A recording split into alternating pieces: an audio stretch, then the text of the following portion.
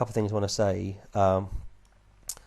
People that believe in conditional security will say in verse 9 that if a saved person takes the mark of the beast, they're going to go to hell. Now, for me, that would be the equivalent of saying if you're a saved person and you start reading the Quran, for example, and then you say Allah's the only God, then you go to hell. Well, clearly that was the case. Then you're not a Christian. You never were a Christian. You may have had an experience. You may have had some manifestation, but you were never actually bone of his bone and flesh of his flesh. Now you can apostatize, and I've already given you 1 John 2, and that's quite clear that those that apostatize and never come back to the Lord were never his in the first place. But if you are the Lord's and you fall into a sin for a season, then you will always come back to the Lord. But even if you don't come back to the Lord, that's no evidence that you weren't one of his in the first place. Paul speaks about the Corinthians, a very carnal, depraved church. In fact, there's a man in Corinth who's sleeping with his father's wife, his biological mother, and there's every reason to believe that his father's also sleeping with the same woman. Paul says it wasn't even named among the Gentiles, and bear this in mind, this is 1st century Corinth, a godless, depraved part of the Roman Empire. You had female prostitutes on tap 24/7. So for Paul to say it wasn't even spoken about among the Gentiles means that this really was a serious, wicked, depraved man from a very wicked family. Now, I'm not saying they were sharing at the same time, but they were both sleeping with her. I mean, you can use your own imagination here, but the point I'm trying to make is, here's a man who has completely fell into sin, and Paul says, put him out of your church. Now, he doesn't say the man isn't saved.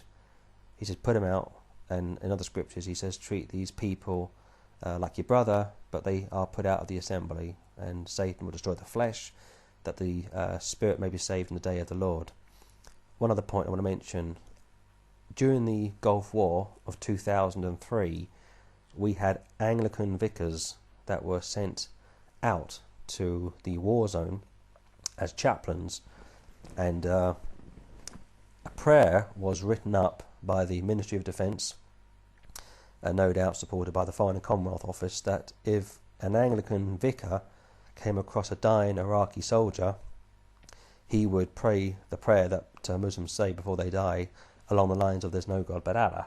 And for me, as a Bible-believing Christian, I find it absolutely shocking that a so-called Christian would pray that sort of a prayer with a dying Muslim, much like Mother Teresa wouldn't criticise dying Hindus, but she said she wanted to make them better Hindus. And you can see the mess that these ecumenical interfaith churches get into. Jesus says nobody comes to the Father but through him. It is an exclusive ticket to heaven.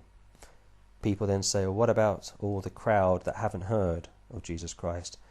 And I always respond by saying, never mind those that haven't heard, how about those that have heard? Everybody in the UK who is of age knows who Christ is. And that would include America, Canada, probably the whole of the Western world, and even most parts of Africa, India, the Far East, Australasia, and beyond. What people are trying to do is get the heat off them and use some hypothetical scenario of a person who lives in a rainforest, has never heard of Christ, dies and goes to... They won't have him going to hell because they don't want to believe that, so he dies and he goes somewhere. But because he didn't know who Christ was, he can't go to hell. That is absolutely ludicrous. You go to hell because you're a sinner and your conscience tells you when you sin. And I'll say this, if you wanted to get saved, you could have got saved. I guarantee you, if you live in a village in India and you want to get saved, there'll be somebody in the next village who knows somebody who can get saved. There's always going to be somebody somewhere who can come to you and give you the full plan of salvation and even disciple you and get you on your feet. So let's not go down this road of people using hypothetical scenarios to simply get out of the fact that they are going to die and they will be judged without exception. 12. Here is the patience of the saints. Here are they that keep the commandments of God and the faith of Jesus. We've looked at this on other videos. The commandments, according to 1 John 3, would be to believe on the Son of God, which is what gets you saved in the first place, and to love one another, to love your fellow brother. You're also told to love your enemies and pray for those which spitefully use you. So it's not that we just pray for each other and we never mix with non-Christians. No, we have to go out into the world. We have to be witnesses and lights to lost people to reflect the nature of God.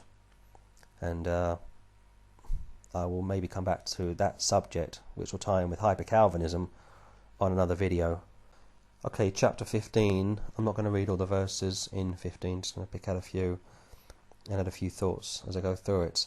15:2, and I saw as it were a sea of glass mingled with fire, and them that had gotten the victory over the beast, and over his image, and over his mark, and over the number of his name, stand on the sea of glass, having the harps of God.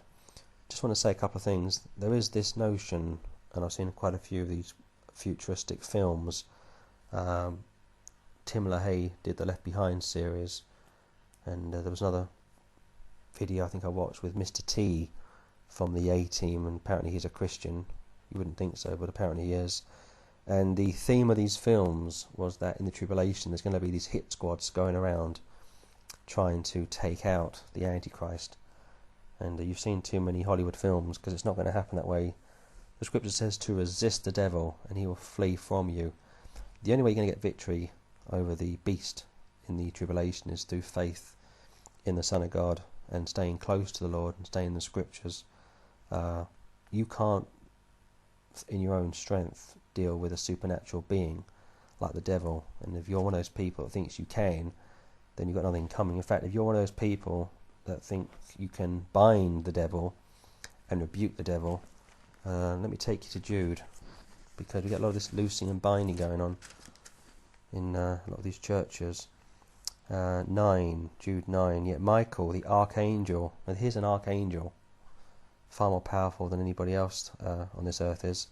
Michael the archangel, when contending with the devil, he disputed about the body of Moses, durst not bring against him a rallying accusation, but said, the Lord rebuke thee.